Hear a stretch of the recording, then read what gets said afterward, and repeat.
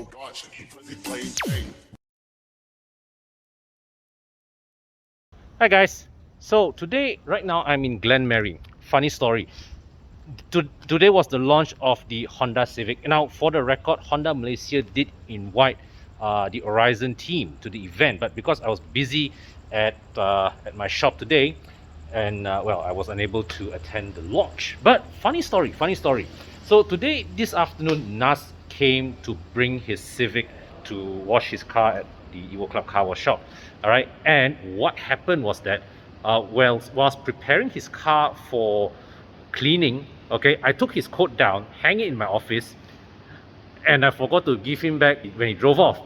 So now, right, is here at the HZN Glenmarie showroom videoing the Civic.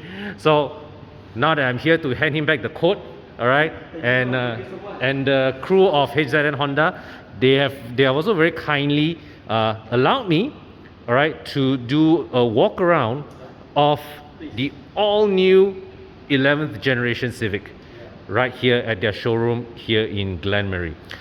Okay, so this is my first time seeing this Civic in person, and well, I have to say that, you know, being used to the previous gen, the Civic FE, this one, you know, comes across as a little more low key. But this has always been kind of like Honda's pattern with the Civic. If you remember, you know, in previous generations, from the EG to the ES to the FD to the FB to the FC, and now this one here, the FE.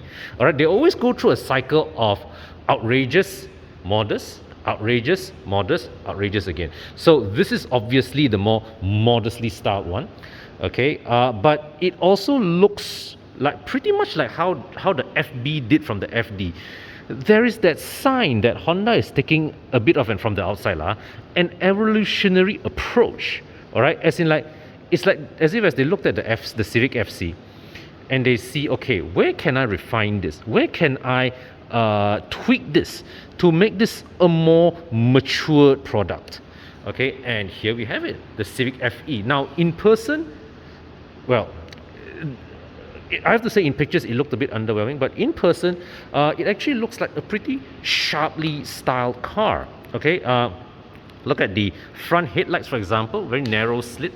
So it gives the car that visual width, and you can see here the front, how the nose still has this bold and sharp edge at the nose, okay, that gives the front that real presence. And look at the design of the bonnet, clamshell hood, guys.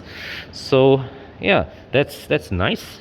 And so you can see here at the side, very simple, no nonsense design, very clean looking design, narrow headlamps, okay, and down there the simple, you know, fog lamps at the lower corner. All right, now we come here at the side. The showroom has chosen to park the car this way with the steering turn to show off the Michelin PS4 tires. These wheels, 18 inches on 235/40 rims. Okay, so this is the RS variant, the most expensive variant, priced at over 140,000 ringgit. Now you may ask, right, wow, seriously, so expensive? Guys, remember one thing, the ringgit has depreciated a lot over the last few years, and this new Civic, undoubtedly they have added more barang, they have added more features, more development compared to the old one. So naturally, there is going to be a slight increase in price, and honestly, I am not surprised at all at the pricing.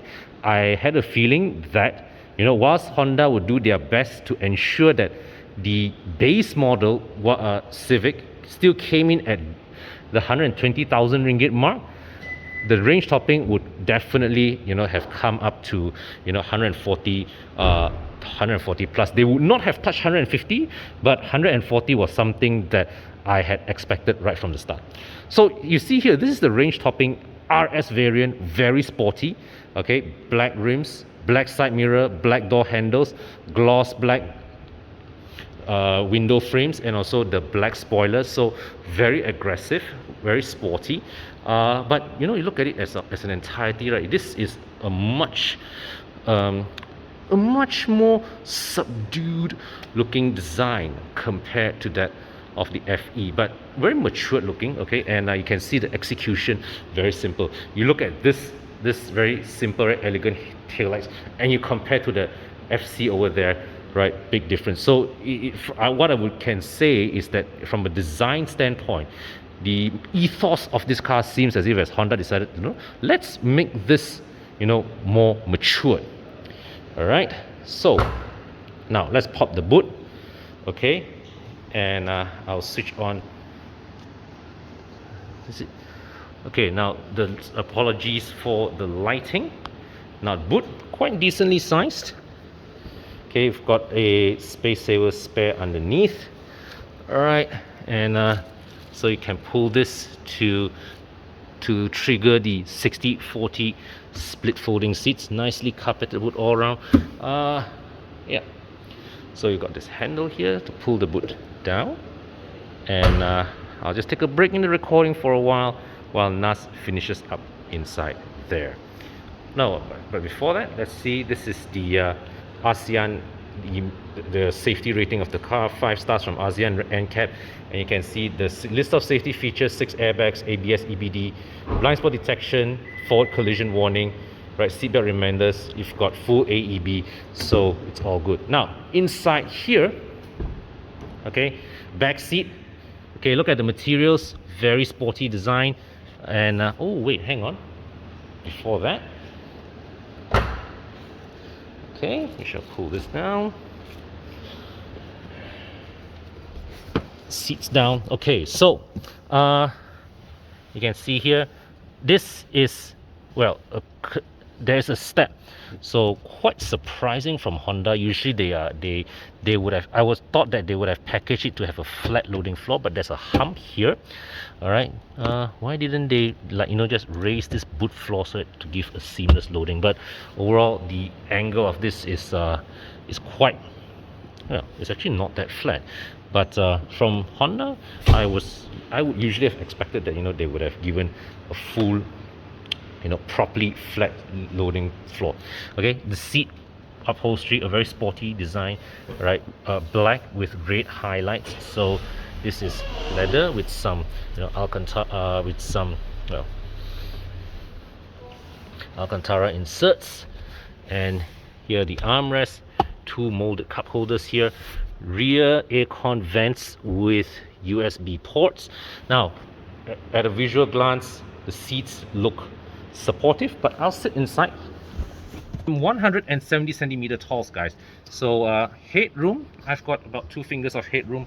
Well, thigh support, I think, can be better. Leg room is good as always from Honda, but as usual, feel spacious here inside, but the seats don't give me the kind of support that I was expecting from initial visual impression. Let me just show you the door card, guys. Nice door handle. Okay, nicely shaped. So this surface here next to the power window switch is textured, so nice to the touch too. This is rubberized for you to throw things inside, and you've got a trim insert here, right? This is soft. So when you rest your arm here on long journeys, all right, so yeah, it's still a nice surface there to rest your arms on. There's a bottle holder here. Can't fit too big a bottle, but a bottle holder nonetheless. So let's wait for Abang Nazz to finish before I show you the dashboard. Oh, dah habis. Thank you, bro. Thank you. Wow. So here, this front door card. Okay, there's this red highlight line here on this trim piece. Power windows panel. So lock and unlock button here on the power window switch panel, and there's one more over there, all right, at the front passenger seat. So this is very, very good from Honda. Auto up down for both front doors, so that's great. The seats, electric adjustment on the driver, and yeah, so overall quality of this door actually it's actually not bad. It feels great. All right, the only thing is that I think Honda could have been a little bolder with the color selection. All right, give a bit of a two-tone taste to highlight the design of this of this door card. Now the boot has a nice button here, right? Quite good visible button here for the release of the boot lid. Now you can see here the piano black has already attracted fingerprints. All right, but the aircon vents, wow, this is, I would say, quite a interesting design lah, I would say. All right, and down here these panels you can see, well, this is of course the Honda ADAS package here, the traction control, stability control button. All right, and I'll sit inside. Okay, and where is the start stop button? Okay, so here's the start stop button. Nazz, start stop button. Key for order dengan you ah. Thank you, bro. Okay, I will not start the engine, but nevertheless, I'll just fire up the electronics and show you guys the cluster. All right. So now, interesting execution. This is a analog speedometer. This is a digital screen. Okay, so in here is all the info display. Got the fuel gauge here, warning lights here, and right here you can see, well, right now it's a seatbelt warning, right? Let's press this. So door open, these are the warnings, and yeah, so you can scroll through various functions there. All right,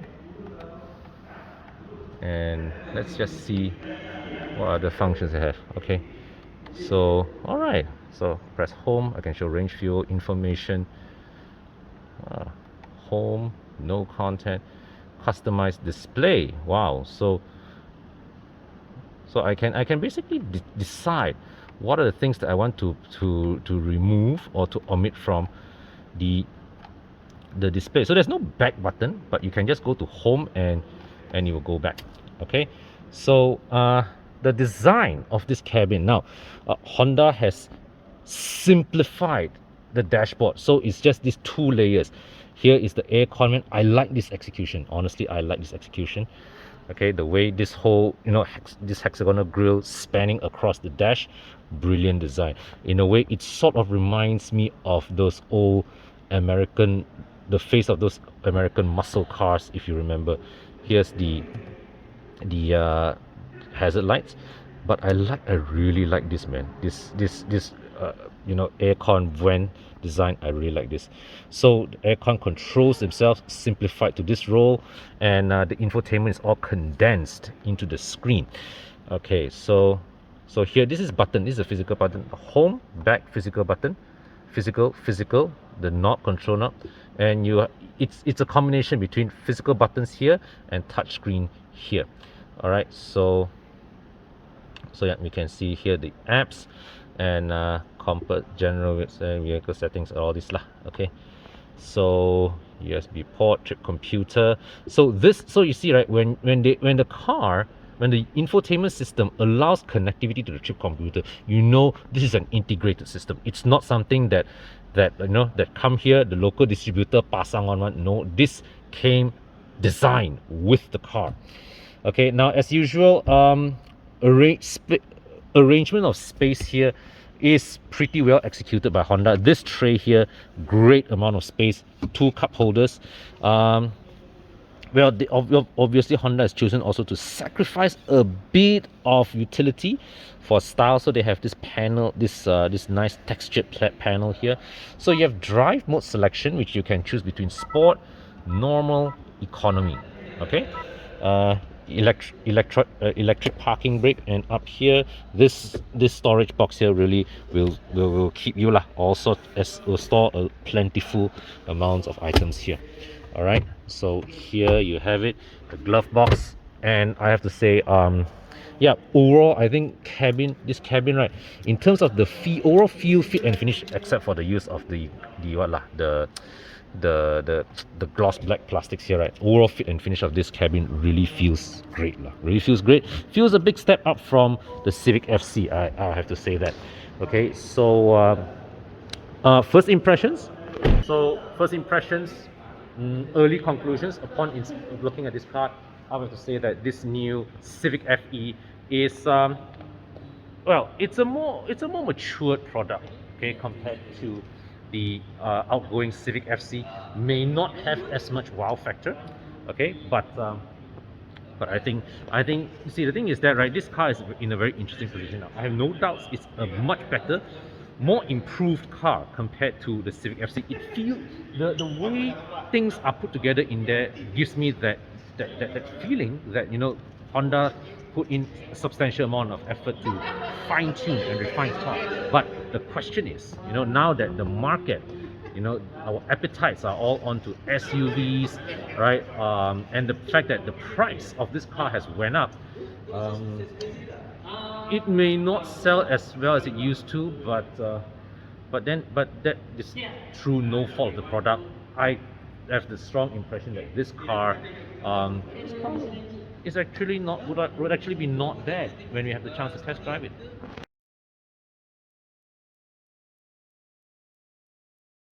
When I switched to pro mileage, in my case, I got 46, 47% of savings for that car.